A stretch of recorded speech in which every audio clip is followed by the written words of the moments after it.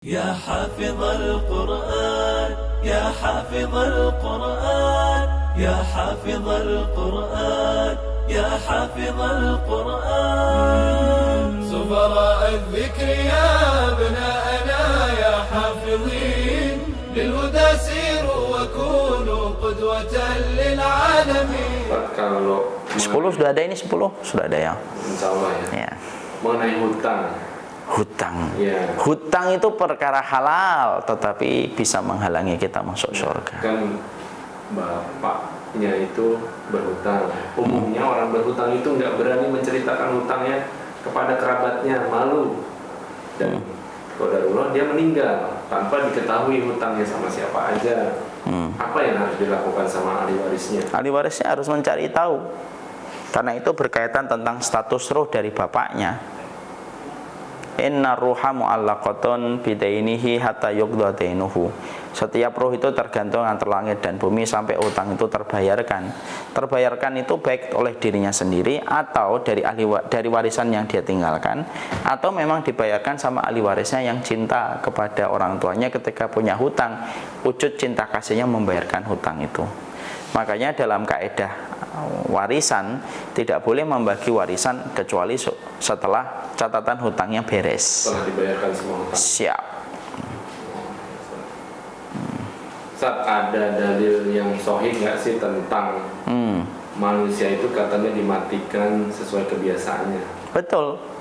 Dalam satu fima maknaan dari Rasulullah SAW, man asya ala syai' mata ala syai', siapapun yang biasa hidup atas segala sesuatu kebiasaannya, maka dia dimatikan, maka dia dimatikan atas kebiasaan itu. Salah satu diwafatkan.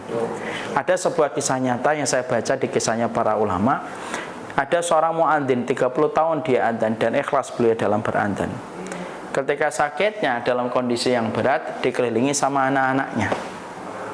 Tiba-tiba bapaknya itu seakan-akan memberikan isyarat kepada anak-anaknya supaya didudukkan. Sudah pernah dengar kisah itu?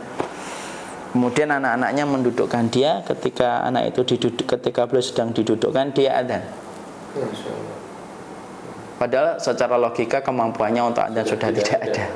Sampai kata-kata la ilaha illallah, ambruk meninggal dunia. Disitulah kita memahami perkataan Rasulullah, apa yang dibiasakan oleh kita maka pada kebiasaan itulah Allah akan wafatkan. Saya pernah ngobrol sama seorang dokter bedah. Beliau bicara, orang itu ketika habis dibedah pada operasi, sebelum kesadarannya 100% dan masih dikuasai oleh obat biusnya, maka sesungguhnya apa yang diucapkan orang yang masih dikuasai oleh obat biusnya itu adalah kebiasaannya.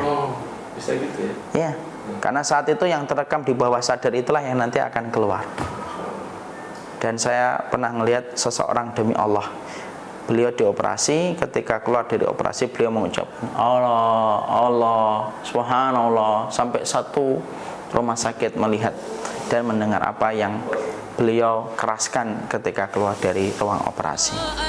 يا أبناءنا يا حافظين للهدى سيروا وكونوا قدوة للعالمين. سفراء الذكر يا أبناءنا يا حافظين للهدى سيروا وكونوا قدوة